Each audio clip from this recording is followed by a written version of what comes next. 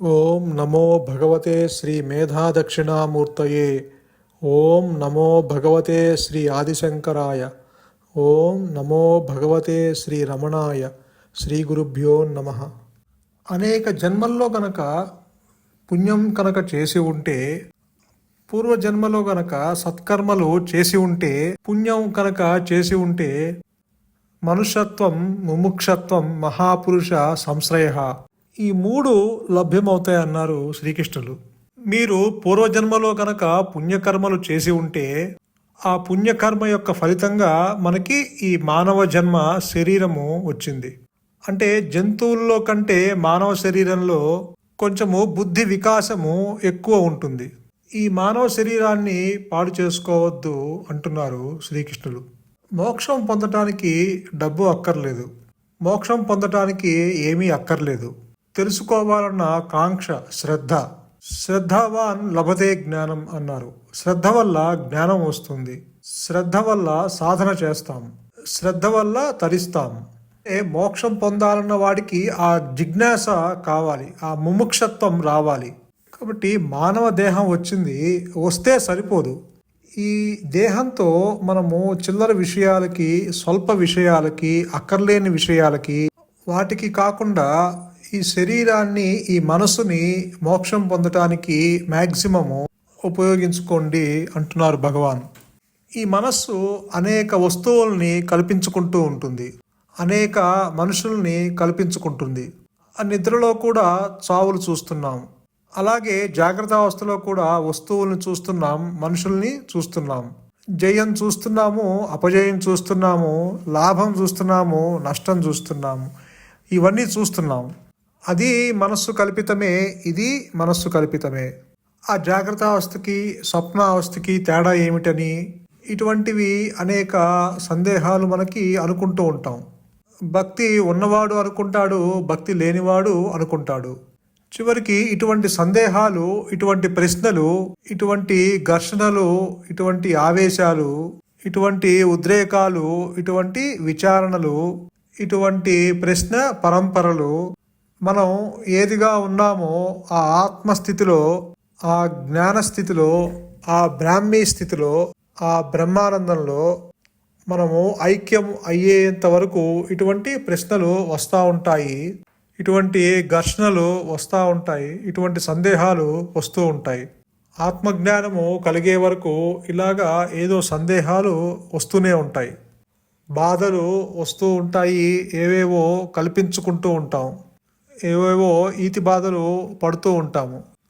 ఇటువంటి అన్నిటికీ పర్యవసానం, ఇటువంటి అన్నిటికీ సంపూర్తి ఏంటంటే, మన హృదయంలో ఉన్నటువంటి భగవంతుడిలో మనము ఐక్యము అయ్యేంత వరకు ఇటువంటి ఘర్షణలు తప్పవు. కానీ నీలో ఉన్న ఆ హృదయంలో ఉన్న నీ సత్యానికి నువ్వు చేసే గొడవలతో ఎటువంటి సంబంధం లేదు. ఆ బ్రహ్మానికి ఇటువంటి గొడవలే అక్కర్లేదు.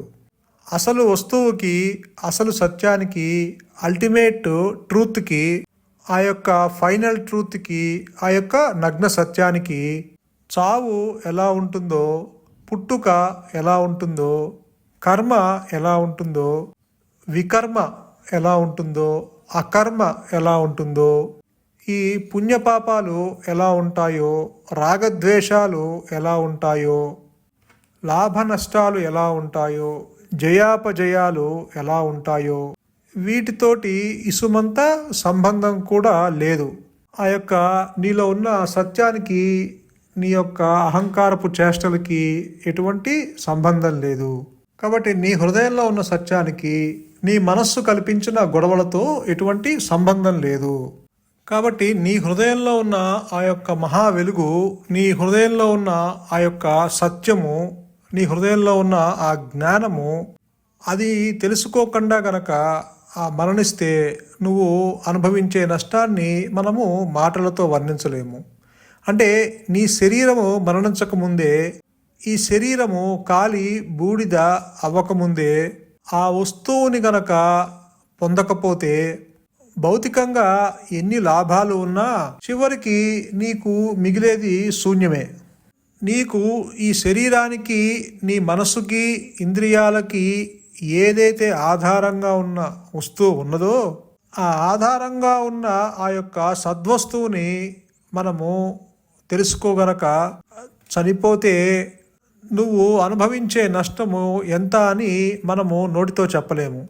డబ్బు పోతే మళ్ళీ సంపాదించుకోవచ్చు, మళ్ళీ మనకు ఏదన్నా కలిసి రావచ్చు. శరీరం పోయాక ఇంకా వస్తువు గురించి మనము సాధన చేయడానికి ఇంకా అక్కడ ఏమీ ఉండదు. శరీరము ఉండగానే ఈ లోపల ఉన్న వ్యక్తి భావన చనిపోవాలి, ఈ అహంకారము పూర్తిగా చనిపోవాలి.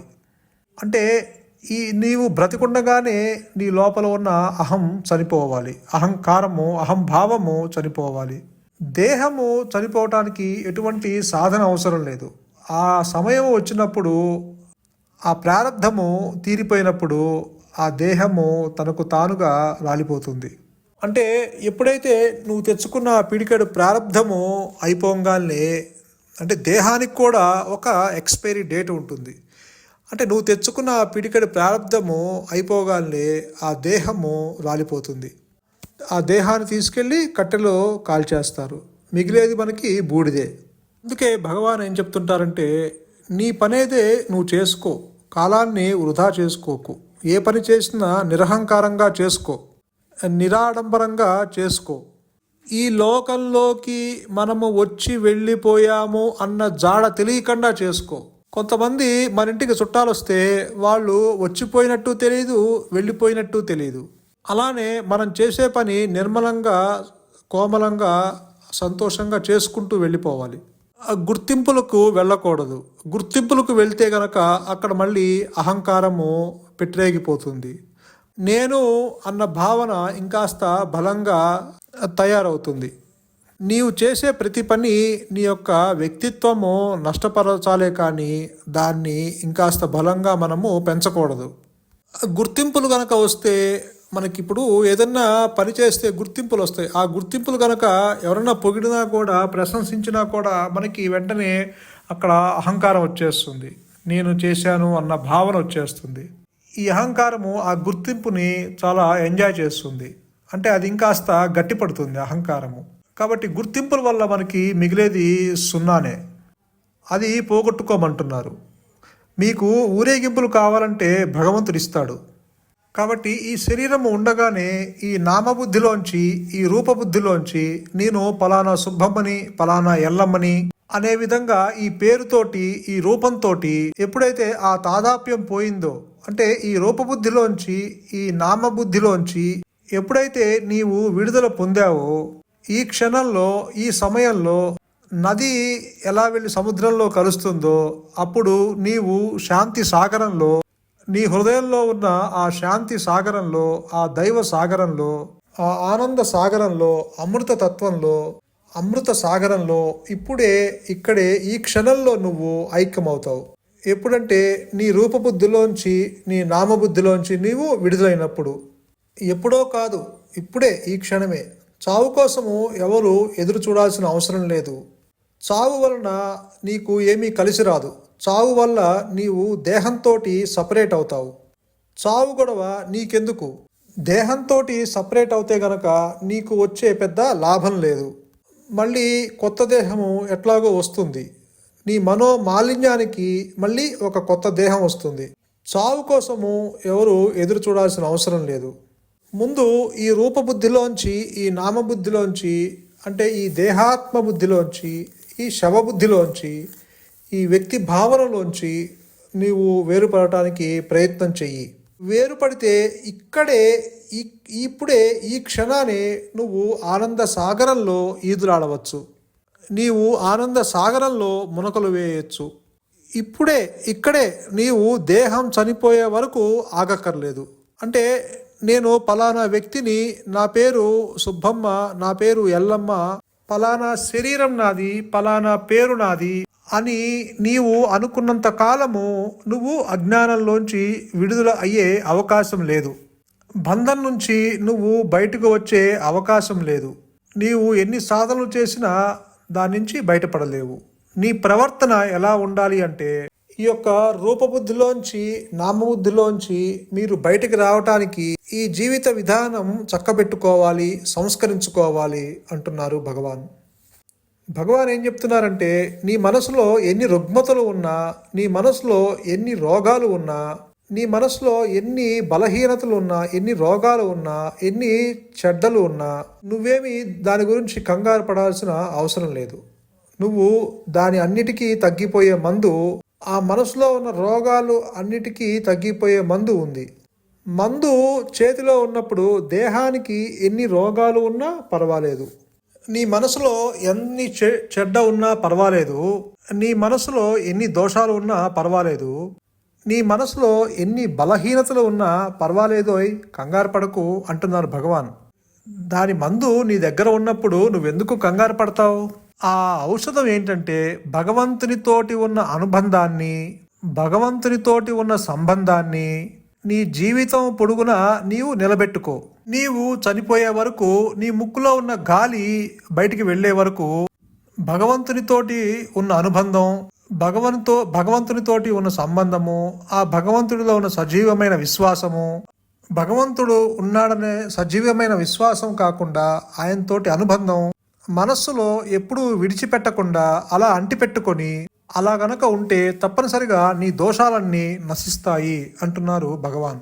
నీకు భగవంతుని మీద ప్రేమ ఉండొచ్చు, అది సరిపోదు. ఈ శరీరము శ్మశానానికి వెళ్ళే వరకు ఆ ప్రేమని నిలబెట్టుకోవాలి అంటున్నారు భగవాన్.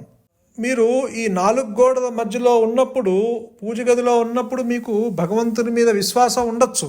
అలా ఆ 4 గోడల మధ్యలో కాకుండా మీరు బయటకు వచ్చినా కూడా ఆ భగవంతుని మీద విశ్వాసము చెక్కు చెదరకూడదు. ఈ శరీరము శ్మశానానికి వెళ్ళే వరకు ఆ భగవంతుని మీద విశ్వాసము కోల్పోకుండా ఉంటే అప్పుడు ఆ భగవంతుడు మీ బాధ్యత తీసుకుంటాడు. మీ యొక్క రెస్పాన్సిబిలిటీస్ అన్నీ భగవంతుడు మీ బాధ్యత తీసుకుంటాడు. అప్పుడు యువర్ వర్రీస్ అన్ని గాడ్ వర్రీస్. అప్పుడు నీ వర్రీస్ అన్ని దేవుడి వర్రీస్. నీ బాధ్యతలన్నీ దేవుడి బాధ్యతలు. ఈ ప్రయాణంలో మీకు పరిస్థితులు అనుకూలంగా ఉండొచ్చు, ప్రతికూలంగా ఉండొచ్చు, కానీ మీరు మాత్రము ఆ విశ్వాసము చెక్కు చెదరకుండా ఉండాలి. నోటి మాటతో విశ్వాసము నీదే బాధ్యత అని చెప్పి పాల ముంచిన నీట ముంచిన నీదే భారం తండ్రి అని నోటి మాటతో అంటం కాదు. మనల్ని పాల ముంచిన స్వీకరించాలి, నీట ముంచిన స్వీకరించాలి. నీట ముంచినప్పుడు బాధపడకూడదు, పాల ముంచినప్పుడు పొంగిపోకూడదు. ఏ సమయాన నీకు ఏది రావాలో నీ అర్హతను బట్టి నీకు ఏదొచ్చినా ప్రసాదంగా స్వీకరించాలి. అది భగవంతుని యొక్క మహాప్రసాదంగా స్వీకరించాలి. అలా చెక్కు చెదరకుండా గనక ఆ విశ్వాసం గనక తుది శ్వాస వరకు నిలబెట్టుకుంటే గనక చివరికి ఎప్పుడో ఒకప్పుడు భగవంతుడు ఒక సమయాన తన స్వరూపాన్ని నీ స్వరూపంగా ఇచ్చేస్తాడు. అంటే భగవంతుడికి నీకు ఇంకా భేదం లేని స్థితిని తీసుకువస్తాడు. నిన్ను ఆనంద సాగరంలో ముంచేస్తాడు. ఇక మరి నీకు ఎటువంటి దుఃఖాన్ని కలిగించని స్థితిని నీకు ఏర్పడిస్తాడు. మళ్ళీ నీవు పుట్టాల్సిన అవసరం లేకుండా చేస్తాడు. నీ దేహం ఉండగానే నీ దేహాభిమానంలోంచి విడుదల పొందేలా చేస్తాడు. సంతోషం. మౌనమే నీ సహజత్వం. మౌనమే శరణ్యం. ధన్యోస్మి.